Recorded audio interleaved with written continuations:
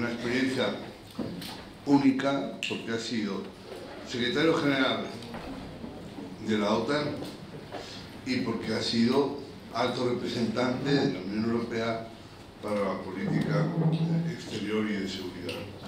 Entonces, como decía aquel famoso cubano de la independencia, conozco el monstruo porque he habitado en sus entrañas. Conoce no un monstruo, conoce los dos monstruos que ha habitado en sus entrañas. Y entonces está en condiciones únicas. No hay ninguna otra persona que haya tenido esa doble experiencia, precedida por otras, como la de ser ministro de Asuntos Exteriores de uno de los países miembros de la Unión Europea y de uno de los países miembros de la Alianza. O sea, que está en la mejor, en la única posición para hablarnos de esto con solvencia, con conocimiento, con profundidad y con ambición. Y, querido Javier, aquí decía la pequeña literatura que acompañaba esta sesión, decía más o menos: el despliegue ruso en la frontera ucraniana y la invasión que ha seguido han activado los reflejos defensivos. El proyecto de brújula estratégica y el plan de defensa común que prevé 5.000 soldados de despliegue rápido han recibido luz verde de la Unión Europea, pero no está muy claro que eso sea el germen de un ejército europeo. En fin, acelerará el conflicto ruso-ucraniano, podría decirse ruso-europeo, la asunción de una función activa en el área de las relaciones geoestratégicas mundiales por parte de la Unión. ¿Aceptarían los Estados Unidos una autonomía estratégica de la Unión Europea? Bueno, son dos preguntas de las 18 que podríamos encadenar y que puedes prescindir de ellas para hablar de lo que realmente quieras. Muchas gracias. Muchas gracias. Por invitarme una vez más. Yo creo que no he fallado nunca, pero sí llego a horas raras y me voy a horas raras, ¿no? Porque es el rato que he podido encontrar para estar con vosotros, que es corto, que es, os impido comer normalmente, por lo tanto seré lo más breve posible, iré al grano, y si queréis lo mejor que podríamos hacer es que hagáis preguntas. Ha planteado Miguel Ángel dos preguntas. A la primera sí y a la segunda sí. Ya era la conferencia. Sí, vamos a tener capacidad de generar una capacidad de defensa europea. No vamos a generar un ejército europeo que desfile detrás de una bandera, no, pero sí vamos a tener capacidades para poder defendernos sin ningún género de dudas. No va a ser mañana, pero sin duda ninguna está puesto las piedras en el camino para que podamos ir de una piedra a otra. Yo creo que lo que ha pasado, lo que estamos viviendo en este momento, ha traído consecuencias absolutamente dramáticas para Europa. Para una Europa que ha tenido momentos difíciles con la pandemia, que venía de situaciones difíciles entre algunos países, Hungría, Polonia, etc. Pero yo creo que lo que ha demostrado la Unión Europea en este periodo de tiempo es una capacidad de integración rápida en momentos de crisis. Es muy difícil encontrar un momento parecido a lo que ha pasado durante este tiempo, incluido la pandemia, el cómo la Unión Europea, todas las decisiones que ha tomado, son decisiones que favorecen la integración. Ninguna de las decisiones que ha tomado son decisiones que vayan en contra de la integración. Por lo tanto, estamos en un camino mucho más comprensible hacia la integración. Y la integración también en los temas de carácter de seguridad, en términos generales, militares en términos más particulares, si queréis llamarlo así.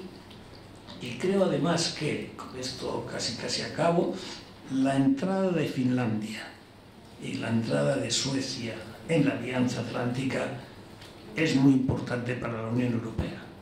Os puede parecer lo contrario, que es muy importante para la OTAN. Yo creo que es importante para la OTAN, pero muy importante para la Unión Europea.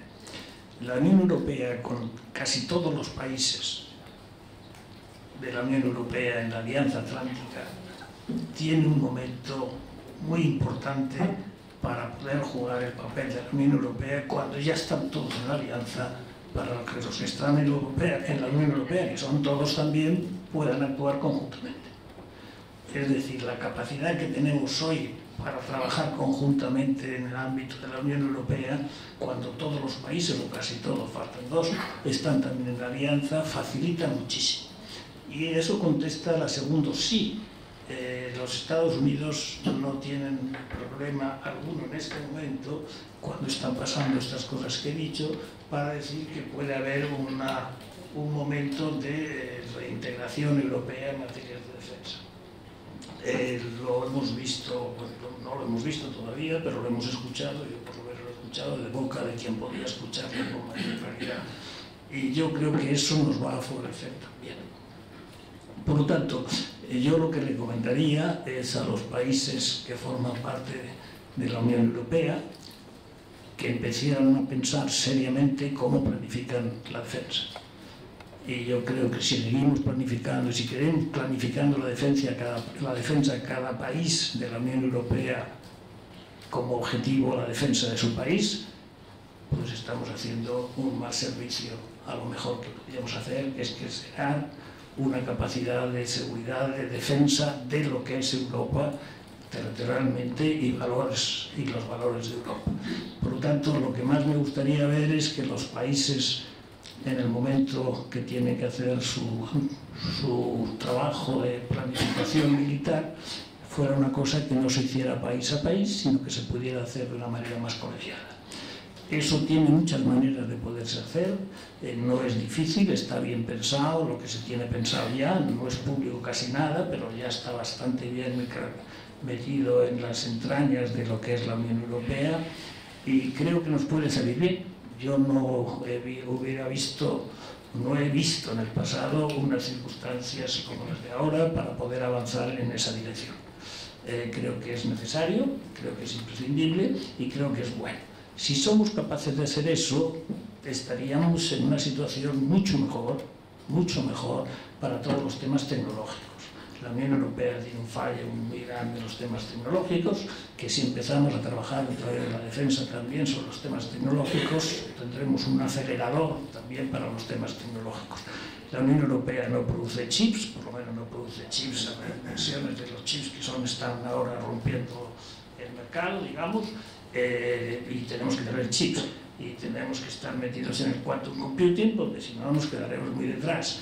El quantum computing no es para mañana, pero sí es para pasado mañana. Y todas esas cosas tienen consecuencias muy importantes para la tecnología militar, pero también para la tecnología civil. Por lo tanto, a las dos preguntas que me ha hecho Miguel Ángel, he contestado sí y he tratado de razonarlo en estos breves minutos. Me callo. Muy bien, Javier, has estado muy bien y vamos a empezar con las preguntas a las que te has invitado. Yo empezaría por plantearte, por intentar saber tu opinión. Rusia, en este asunto de su invasión de Ucrania, entre otras cosas, su apuesta era que esto produjera un fraccionamiento de la Unión Europea. Y en lugar de eso, lo que ha conseguido es una unión más estrecha de los países de la Unión Europea. Y luego has dicho una cosa que me parece relevante, y es lo de la diferencia entre la planificación nacional y la planificación de ámbito europeo. Al final resulta que la suma es más que la mera adición de los sumandos.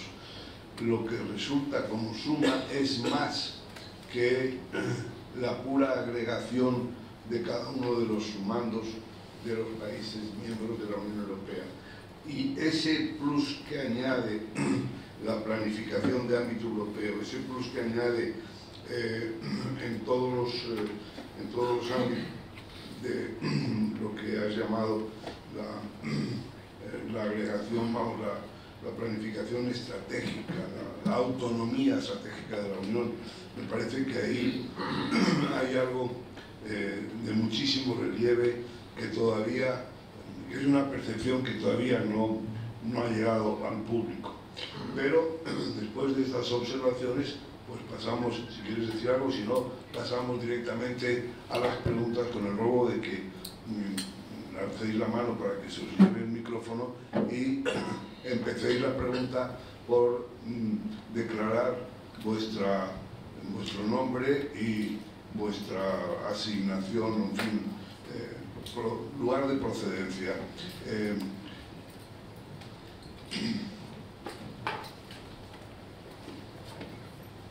Buenos días. Señor Solana, me gustaría saber su opinión en un principio en la guerra de Ucrania. Nombre para que quede... Perdón, Ángeles Bazán, de Radio Nacional. En un principio hubo una preocupación real por el riesgo nuclear en esta guerra. Parece que ahora se ha diluido un poco. Me gustaría saber su opinión sobre qué capacidad de disuasión podría tener un ejército europeo modernizado, incluso una OTAN adaptada a las nuevas situaciones, frente a una amenaza nuclear real y con un personaje desnortado dispuesto a la destrucción mutua. Gracias. Yo no te puedo contestar, es qué va a pasar mañana. Mañana no estamos preparados, ¿no? Evidentemente, ¿no? Más allá de lo que estamos preparados hoy. Pero sí creo que en un tiempo razonable, pero el tiempo razonable se mide en años, no se mide en días ni en meses, sí se podría tener unas capacidades militares europeas y tecnológicamente sofisticadas. La guerra de mañana y la de hoy no es cuántos soldados tienes más que el otro, sino cuánta tecnología tienes más que el otro, o mejor que el otro. Y yo creo que en eso sí podríamos tener una posibilidad, si queremos hacerlo. Hoy es posible, con los papeles que se han hecho ya, los acuerdos que ha habido ya, es posible seguir. La Agencia de Defensa Europea está viva, y ha estado dirigida por un español durante mucho tiempo, que lo hizo muy bien, y que ha puesto la agencia en un camino bastante importante para avanzar. Es decir, hay muchas más cosas de las que vemos a simple vista que se están haciendo bien. Y creo que el concepto de planificación, digamos, no digo que no haya planificación nacional, pero que haya una planificación orientada hacia tener unas defensas europeas, creo que eso está aceptado por casi todos los países, ese principio. Luego tiene la aplicación de ese principio. Y ese principio tiene dos problemas. ¿Cuánta autonomía vamos a tener militar con relación a Estados Unidos? ¿Cuánto vamos a comprar a Estados Unidos y cuánto vamos a poder producir nosotros? En el momento Trump, viste muy bien lo que pasaba. Se llegó a decir cuando vino a la cumbre de la OTAN que había que gastar 2%, incluso más de 2%, y como eso no se podía gastar nada más que comprando rápidamente en Estados Unidos, lo que le importaba a Trump no era la seguridad de Europa ni la seguridad de nada. Lo que le importaba es arreglar sus finanzas, haciendo que nosotros compráramos militarmente. En eso no podemos volver a caer. No caímos en esa vez porque no hubo tiempo, porque Trump se fue. Pero eso nos lo pueden volver a poner en la mano. Y yo creo que para eso tendríamos que estar preparados para ser capaces de decir no, tenemos que comprar, pero no todo. Tenemos también que ser capaces de producir nosotros. Y eso es fundamental. Sin esa capacidad de producción propia no seremos capaces de hacer nada de lo que estamos pensando. Pero es que esa capacidad existe. Existe y se puede hacer.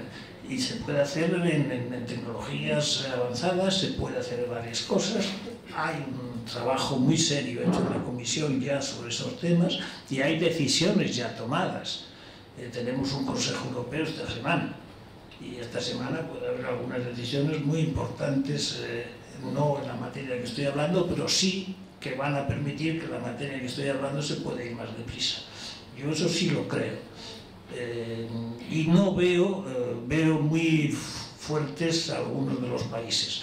Y digo más, vamos a tener en la Unión Europea seguramente el país más preparado para actuar militarmente mañana, que es Finlandia.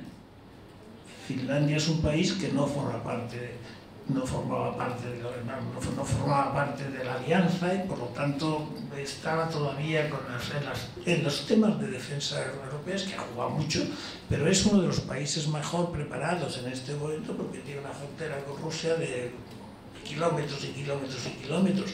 Y otro país que es Suecia, que es un país que está también muy bien preparado desde el punto de vista militar, y que ponerlo junto ahora para poder hacer una operación, digamos, seria sobre la cooperación militar en la Unión Europea, creo que estamos en las mejores condiciones. Muy bien, Javier, vamos a ver, a propósito de la amenaza rusa, fue, digamos, desde el punto de vista dialéctico de gran fuerza contra la aproximación de la OTAN a la frontera rusa. Pero luego, cuando no solo ha habido aproximación, sino es ya que está la OTAN en la linde de Rusia con la incorporación de Finlandia, entonces nuestro amigo Putin ha bajado mucho el tono de la amenaza, y la amenaza dialéctica a la que dijo en tonos, en fin, un poco menos que desencadenaría, no se sabe qué consecuencias, ahora ha dicho que bueno, que el asunto no es para tanto. Y luego me parece que has hecho un elogio del español que presidió la Agencia Europea de Defensa, pero que si no recuerdo mal fue precisamente Jorge Domecq, pero quiero decirte que lo hemos querido invitar, pero no ha sido posible que viniera porque coincidimos contigo en que ha hecho una labor de primerísimo nivel. Continuamos con las preguntas. Perdón, tengo que contestar. Me ha preguntado el tema nuclear, que no te he contestado, perdóname. El tema nuclear ha sido utilizado el término solamente por Putin. Nadie más ha utilizado el término de amenaza nuclear, ¿no? Pero sí es verdad que lo ha mencionado. Y por eso, en cierta manera, como veis, la OTAN no se ha metido en esta guerra. Es decir, es una guerra entre Ucrania y Rusia, con ayuda de otros, pero no hemos querido nunca que hubiera ningún momento en que un potencial roce entre la OTAN y Rusia llevara a que hubiera una conflagración nuclear y por lo tanto un drama serio. ¿En qué momento puede pasar que pudiera volver a sacar la palabra nuclear Putin?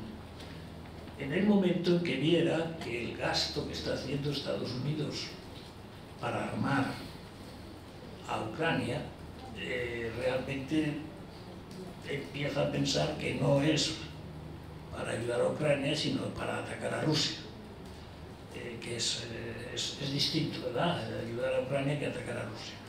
Y yo creo que eso, una palabra sí ha dicho Putin muy clara en ese momento. Y cuando Putin ve que hay 50.000 millones, no sé cuántos millones, que ha dado ya el Senado americano para Ucrania, que es verdad que mucho puede ser para la reconstrucción de Ucrania, pero también mucho puede ser para armar a Ucrania. Ese es el tema que está en este momento, lo que llamamos proxy war. El proxy war es lo que está en este momento con más dificultades potenciales de que se pueda descartar. Creo que no va a pasar, pero es posibilidad de que pase. Bien, Rafael Panadero, y después venimos aquí a la primera fila. Sí, gracias. Cadena Cero. Pensando en la cumbre de la OTAN de Madrid de la semana que viene. No te oigo nada. Pensando en la cumbre de Madrid, la cumbre de la OTAN de la semana que viene, Me gustaría saber, ahí se va a definir el nuevo concepto estratégico. Me gustaría saber cómo cree que puede quedar China dentro de ese concepto estratégico, porque quizá ahí sí haya diferentes puntos de vista entre lo que proponga Estados Unidos y lo que proponga esa otra mayoría de países que ahora son europeos dentro de la alianza. ¿Cómo ve que puede quedar China dentro de ese concepto estratégico para el futuro de la OTAN? No te puedo contestar porque es uno de los temas que está más abierto. Hay una reunión hoy, hay otra mañana, habrá otras y seguramente llegaremos al principio de la semana que viene todavía sin haber cerrado 2 o 3 cosas. Una de ellas será esa. ¿Qué longitud, qué profundidad se le da a la relación contra China? Yo soy partidario de que no necesitamos muchos párrafos. La OTAN no se le ha perdido nada todavía en los mares del Pacífico, pero sí es verdad que tecnológicamente hay una globalización tecnológica que nos tiene que preocupar e interesar, y China es una potencia tecnológica muy importante. Muy bien, entonces Pascal Bonifaz, director del Instituto Francés de Relaciones Internacionales y Estratégicas. Buenos días, Javier. ¿Cómo se podría terminar la guerra?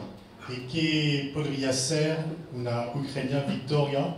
¿Es la reconquista de los territorios perdidos después del 24 de febrero o hasta la Crimea? Bueno, yo creo que estas preguntas se las tenemos que hacer con justicia al presidente y al pueblo de Ucrania. No debemos ser nosotros quienes definamos cuál va a ser el acuerdo de paz. Y el acuerdo de paz tenemos que tenerlo aprobado, o tiene que tenerlo aprobado el gobierno de Ucrania. Tendrá que hacer podemos aconsejar, podemos hacerles una reflexión estratégica, etcétera, pero la última palabra yo creo que la tiene que tener Ucrania.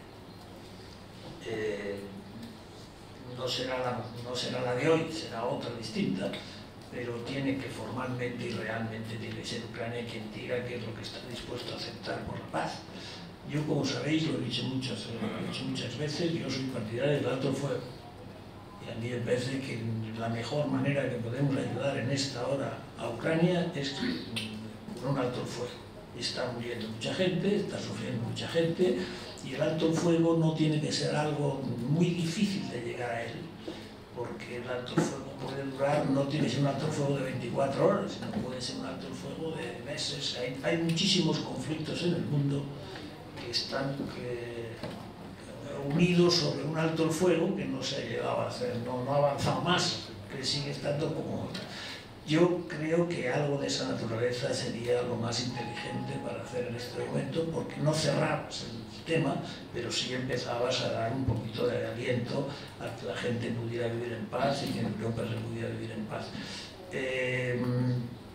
No sé en qué situación se encuentra esta reflexión en Ucrania. Con los que yo he hablado les da miedo que si paran de luchar ya no vuelvan a tener nunca la energía para volver, pero yo creo que el seguir de esta manera es un drama terrible desde el punto de vista humano, y también desde el punto de vista de cómo podemos empezar a replantearnos el mundo de mañana, ¿no? Si veis las 3 grandes actores en este momento de esta guerra, Ucrania, y luego tenemos los 3 grandes acompañantes, ¿no? Rusia, Ucrania por un lado, Estados Unidos, China y la Unión Europea. Vamos a ver, casi todos preferían que hubiera en este momento de alto fuego. Estados Unidos está en una situación muy complicada, el presidente Biden que va a venir a Madrid, pero que está en una situación difícil, la economía, los tipos de interés suben, la economía tiene un pico malo, la situación social de polarización no disminuye, todo el debate sobre el 6 de junio está teniendo otra vez unos grandes problemas en la sociedad americana, las elecciones las tienen dentro de unos meses y muy probablemente las van a perder los demócratas. Y por lo tanto vamos a entrar en una situación compleja desde la perspectiva americana. Desde el punto de vista chino, recordar primero la reunión entre Xi Jinping y Putin el día anterior a las elecciones, a las Olimpiadas de Invierno. Ahí hay un documento breve, de 2 o 3 páginas, que yo creo que todos lo deberíais leer. Es un documento, está publicado, y esa lectura tiene mucha más influencia de lo que puedes pensar que si no la has hecho. Si has hecho esa lectura, sabes un poco mejor cómo parece que esa reacción puede ser. Pero no hay que olvidar 2 cosas. Una la ha dicho Claudio antes, que tiene que ver con la manera como el COVID se está tratando en China. Es una manera muy rara. Cerrar Shanghái 3 meses, cerrar Pekín 3 meses, tener cerrado el puerto de Shanghái, que es el puerto más importante del comercio internacional, que ha paralizado las cadenas de valor, que ha hecho un daño gravísimo a la economía mundial, pues es muy raro el que le pueda interesar al presidente Xi Jinping eso. Sobre todo en un momento, como sabéis muy bien, tiene el congreso más difícil que ha tenido o que va a tener en el Partido Comunista de China. Tiene un problema económico serio, todo el tema de la vivienda no lo ha resuelto todavía, está sin resolver, no sabe cómo se va a pagar toda esa crisis que ha tenido con la vivienda. Y tiene una pelea abierta, se puede seguir en la prensa china, sin necesidad de tener que ir a la prensa de Taiwán, ni de Hong Kong. Está muy claramente explicada en la prensa china. Hay una pelea entre el presidente y el primer ministro muy seria. Y yo creo que el presidente, no tengo duda de que va a ganar, va a ser el futuro presidente, pero para ganar ese congreso tendrá que hacer algunas concesiones. ¿Y dónde estarán las concesiones? ¿Serán concesiones económicas? ¿Serán concesiones nacionales? ¿Serán concesiones...? No lo sabemos todavía, pero sí habrá alguna concesión, algún cambio que puede ser para bien, para nosotros puede ser para mal, pero habrá algún cambio. Antes de ayer ha lanzado, ya tiene en el mar el 3er portaaviones. El 3er portaaviones, el más moderno portaaviones del mundo, en este momento está en las aguas ya de China. Eso lo han sacado a bombo y platillo, han hecho todo tipo porque es muy importante para ellos el 3er portaaviones. Si China llega a tener 4 portaaviones, se convierte en un país muy importante en la región, mucho más de lo que es ahora, pero con 3 portaaviones modernos está bastante mejor situado. Esto es lo que yo puedo decir de cómo está el entorno. Para que os deis cuenta, el presidente Biden fue el otro día, hace no mucho, a visitar los países del Pacífico y sacó muy pocas novedades. Japón, tenemos Corea del Sur, un poquito, alguna cosa más, pero es que se vuelve a Washington y se pone en marcha el ministro de Asuntos Exteriores de China, que se va a ver a todos los países de ASEAN y a todas las islas pequeñas que hay, que son estados, y con todos ellos llegan. Con todos ellos, con Solomon Islands, por ejemplo, hoy son unos aliados de China. Y si recordáis la guerra mundial, Solomon Islands fueron muy importantes en la guerra mundial. Y sí que hay una capacidad de movilización diplomática china, yo creo que más rápida de la que tenemos los occidentales. Y el ejemplo para mí, más que lo ha mencionado Claudio también, es la India. La India no se ha manifestado en nada aliada a los Estados Unidos, aliada al mundo occidental, en nada. Ha estado siempre neutro, o más bien apoyando a la otra parte. Por lo tanto, estamos, no he llegado a la primera parte de vuestra discusión, pero estamos en una situación de soñación. Creemos que tenemos la mayoría del mundo con nosotros, y no es cierto, no es así, eso hay que saberlo. Para hacer las cosas bien tenemos que saber con quién podemos contar, ¿no? No contamos con Latinoamérica, no contamos con África, la situación, las relaciones de la Unión Europea con África ahora mismo no son malas, digamos, porque haya tensiones especiales, pero hay una falta de confianza en que lo que vamos a hacer, hay una falta de confianza en Estados Unidos, lo que vamos a hacer, lo que va a hacer también en África. África está abandonada y es muy serio porque China no está abandonando África. Os voy a dar un ejemplo verdaderamente casi loco, vamos, si lo vierais. China ha ofrecido a Uruguay un tratado de libre comercio entre China y Uruguay. Les preguntaréis, pero bueno, ¿qué se le ha perdido en Uruguay a China? Pues el puerto más importante de esa parte de Latinoamérica es el Uruguay, y quiere ese puerto, quiere estar también en ese puerto. Y bueno, pues las tentaciones son muy grandes para Uruguay, pero quiero decir que están jugando con muchísima inteligencia y muchísima maldad, digamos, entre comillas. No están cooperando con casi nadie en nada de lo que hacen, lo están haciendo solitos, y nos vamos a levantar un día con una situación delicada. Yo sigo diciendo lo mismo. China produce todos los años matemáticos, físicos, químicos, ingenieros, 8 veces más que el resto del mundo.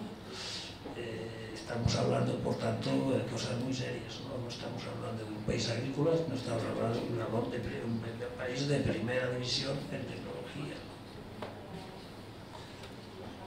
Bien, continuamos, pero no sé si eso te tranquilizará, Javier, que sepas que el ministro español de Asuntos Exteriores se ha desplazado a la India y ha tenido ahí conversaciones muy importantes.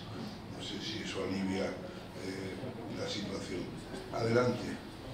Muy buenos días, Gonzalo Ceballos, Ministerio de Industria, Comercio y Turismo y Asociación Atlántica Española. Miguel Ángel ha comentado, don Javier, que usted estuvo en las tripas de los monstruos, el de la Unión Europea y el de la OTAN. Cuando estuvo en la Unión Europea fue el autor del primer concepto estratégico o documento de seguridad en 2003. Van a pasar casi 19 años. Ahora se ha aprobado la brújula estratégica en marzo, evidentemente en el contexto de una guerra. Otras cosas han cambiado. En 2003 había los dividendos por la paz, ahora estamos en guerra con Ucrania. En el 2003 el Reino Unido era miembro de la Unión Europea, ahora ya no lo es. Y en el 2022, como ha mencionado usted, Finlandia y Suecia, dos neutrales, van a entrar en la OTAN, y Dinamarca ha votado el opt-out. Estamos en un escenario completamente distinto y la Unión Europea va a tener una seguridad y defensa colectiva, más allá del artículo del 47.2 del tratado que dice que nos defendemos.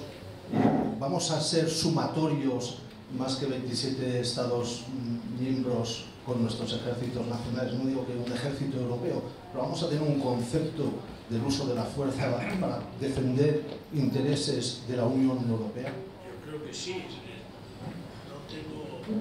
Podría volver a repetir de lo que he dicho desde el principio. Ese es mi pensamiento y en eso creo que vale.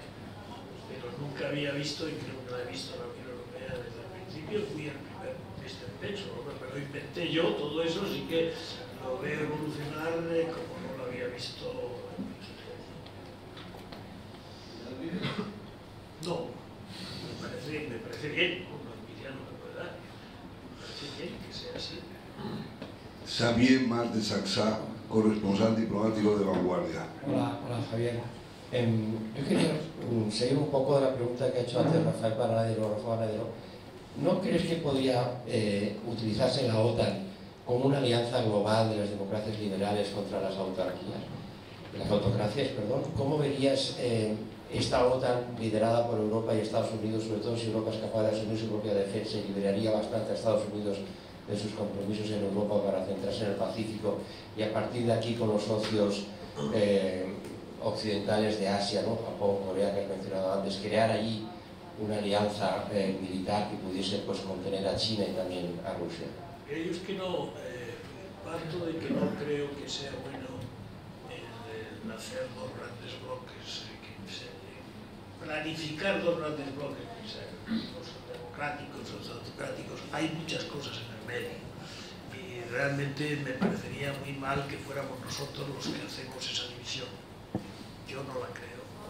No creo que es una buena división, no creo que sea, hay mucha más gente en el mundo que tiene otras maneras de pensar y que con las que podemos trabajar maravillosamente bien como estamos haciendo. Por lo tanto, el ir a esa división me parece mal y sobre todo militarizarla me parece mucho peor. Bastante es como lo veremos, la hagamos en el mundo del comercio, que ya es mal, pero yo tengo la esperanza, mira, ¿por qué de vez en cuando me entran a mí ataques de esperanza? Porque la reunión de la Organización Mundial de Comercio, que estaba mortecina, se ha reunido antes de ayer, bueno, creo que fue, con 3 decisiones verdaderamente importantísimas, que parecía imposible que pudiera, todo el mundo iba ya al fracaso, y han salido 3 decisiones importantísimas. Uno sobre la propiedad intelectual de las vacunas, cosa serísima, que se ha hecho un waiver, para 5 años, pero un waiver. Y eso para el tercer mundo es absolutamente fundamental. Y se ha hecho también para 2 cosas, en la pesca, una cosa muy importante sobre la pesca y otra cosa muy importante, una cosa muy pesada, muy aburrida, que no os cuento, pero muy importante, que estaban paralizadas desde hacía mucho tiempo. Ver a la Organización Mundial de Comercio empezar a moverse a mí me da me emociona, porque es una de las organizaciones fundamentales para mantener el comercio mundial y mantener, por tanto, un mundo que pueda funcionar coordinadamente, al menos en el comercio. Está todavía muchas cosas por ver cómo van a evolucionar, pero yo no quiero cerrar la puerta que pueden evolucionar para bien. Yo lo peor que vería en este momento es el decoupling. El decoupling sería, para mí, sería una tragedia. El decoupling, que es al final es un decoupling económico, es un decoupling tecnológico, es un decoupling de todo, que no puede llevar nada más que al mundo peor. No puede ser mejor el mundo del decoupling, porque los bienes públicos globales no los va a defender nadie. Y los problemas que tiene el mundo en este momento son de bienes públicos globales que hay que defender. Hace un rato alguien estaba hablando sobre el cambio climático. Realmente los bienes públicos globales, nosotros somos los que queremos que se defienda y queremos que los demás lo sigan defendiendo. Un decoupling dramático sería algo muy grave. Y tomamos alguna notita y pudimos tomar con el presidente Trump. El presidente Trump hizo cosas de decoupling muy serias, que estamos pagando algunas de las consecuencias de ese decoupling total. Por tanto, ojo con... Creo que tenemos que ser más prudentes, más suaves en lo que decimos, más duros en lo que hacemos, pero más suaves en lo que decimos. La diplomacia es mantener los canales abiertos. Esa es la diplomacia, es jardinería, hay que seguir cuidando al otro, manteniendo la conversación abierta siempre. Yo creo que eso es lo que hay que hacer, las gentes inteligentes es lo que hacen. Luego ser muy firmes en las acciones, pero no hay que ser firmes en las declaraciones, no hay que ser firmes en las acciones y mantener las declaraciones de tal manera que puedas seguir hablando. Esa es mi manera de hacer política. Me puedo equivocar, puedo ser de otro siglo. Ya, vamos, de otro siglo ya no llegará, no volverá. Bueno, última pregunta, venga. Ahí. Muy buenos días, muy buenas tardes, muchas gracias. Youssef Loua, analista político y colaborador del Instituto de Estudios Estratégicos General. Una pregunta, usted, señor Solana, ha comentado el impacto que va a tener no solamente para la OTAN, sino para la Unión Europea, digamos, la adhesión, ¿no? O eventual adhesión de Suecia y Finlandia. A raíz de esto me gustaría preguntarle, digamos, qué impacto va a tener la misma sobre, por ejemplo, digamos, una zona como el Ártico. En el Consejo Ártico se reúnen 8 países de los cuales sí con la integración de Suecia y Finlandia, de los 8, 7 serían, digamos, de la OTAN y 5 de ellos de la Unión Europea. ¿Cómo lo ve usted? Pues mira, no sé cómo, no creo que esté pasando, vamos, hay cosas que están pasando en el Ártico en estos momentos, no las sigo con mucho detenimiento, no lo sé, pero en cualquier caso me parece que la presencia de Finlandia y Suecia, desde la perspectiva nueva, que esperemos que pase, no sé si pasará la semana que viene o habrá que esperar que Turquía tome una decisión más lejana, más en el tiempo, ¿no? Pero yo creo que esa se va a producir, que Turquía acabará autorizando, votando sí a la entrada en la OTAN de estos dos países y tendrá repercusión en el Ártico, desde luego. Javier, yo quería preguntarte otra cosa ya para, no sé si hay más. Tú, iba a decirte, tú que bordaste rojo ayer, tú que organizaste aquella historia del partenariado con Rusia, tú que, en fin, viviste aquel momento en que parecía que Rusia iba a formar parte de la arquitectura europea de seguridad y que la OTAN hizo una serie de, no sé, que incluso Rusia pidió el ingreso en algún momento, flirteó con la idea de sumarse a la OTAN. ¿Qué ha pasado de todo eso? ¿Por qué todo eso todos esos mecanismos que pusiste en marcha? No labores más, que ya está y estamos perdiendo. Vale. Una cosa quiero decir, vamos a ver. La primera cumbre de la OTAN que se hace en España no es esta. No. Se hace en el año 1997 y fue una de las cumbres más importantes de la alianza ever. En esa cumbre se hicieron 3 cosas absolutamente fundamentales. Uno, abrir la alianza. Se abrió la alianza a 3 países, ahora 4. Uno de ellos se dividió. Y fue una decisión importante para que esa decisión se pudiera hacer como yo quería que, vamos, yo era el secretario general de la OTAN, entonces yo quería, o la OTAN quería que se hiciera con el acuerdo de Rusia, porque eso se hace con el acuerdo de Rusia. Hubo una negociación muy larga, que la empecé yo y la terminé yo. La empecé en el mes de enero y la terminé el día de San Isidro. Y se firmó. Y se firmó por Yeltsin, se firmó conmigo y con Putin no estaba todavía en puesto importante, pero estaba ya en los alrededores de Yeltsin. La llegada de Putin alrededor de Yeltsin es muy importante, hay que estudiar bien cómo pasa eso, por qué llega, cómo llega, en qué momento llega, pero fijaros que de esa cumbre sale, uno, la ampliación, pero salen 2 cosas más. Una es el Consejo OTAN-Rusia y otro, inteligentemente, el Consejo Ucrania-Rusia. Perdón, Ucrania-OTAN. Rusia-OTAN y Ucrania-OTAN. Se crean 2 instituciones nuevas que funcionaron. Es decir, que lo que estaba pensado estaba bastante inteligentemente pensado. Y todo eso salió con la firma de Rusia, de la OTAN y Rusia. Y fue una negociación difícil, lo podéis imaginar, porque había despliegue de fuerzas, todo lo que había que hacer, todo está estupendamente planificado, etcétera, etcétera. ¿Por qué eso fracasó? Pues seguramente no hay una razón de fracaso, porque eso no sigue adelante. Hay varias razones de fracaso. La ruptura de la Unión Soviética, sin duda, fue uno de ellos. La ruptura de la Unión Soviética, que ocurre en el año, ocurre por ahí, por esos años también, la llegada de Putin a un sitio más importante. Yo me encontré con Putin de primer ministro, él de primer ministro y Yeltsin de presidente. Y bueno, pues Putin es Putin, no ha cambiado mucho, ha cambiado un poco de cuerpo, ¿no? Porque estaba antes más fuerte que lo que está ahora, ¿no? Pero, ¿por qué nos...? Pues son muchas las cosas que pasan. Y una, la quiero decir porque quiero que la penséis un poco también, que es el primer año del siglo XXI.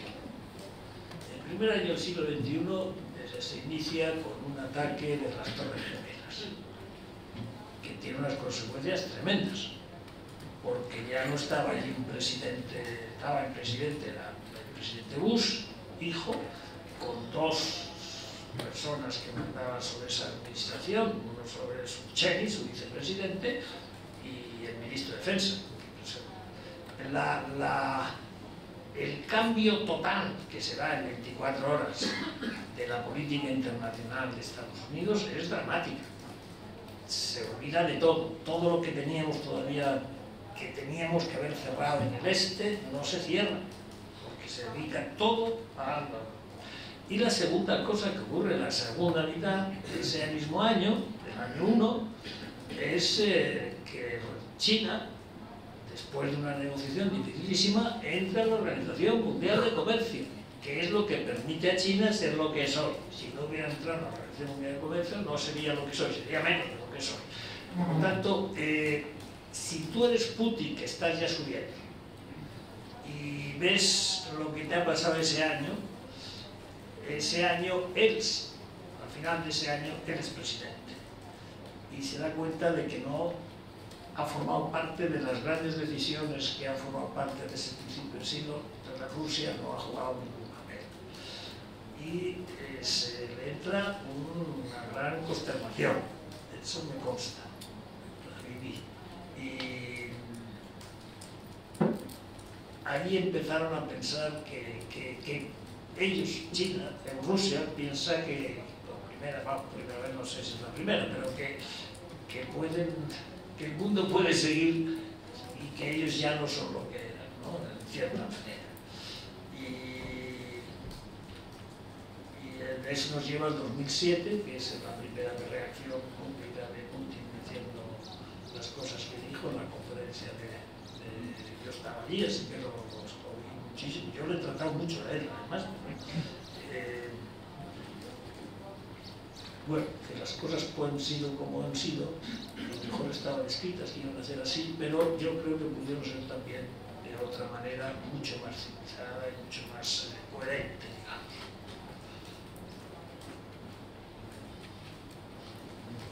Muy bien, pues muchísimas gracias.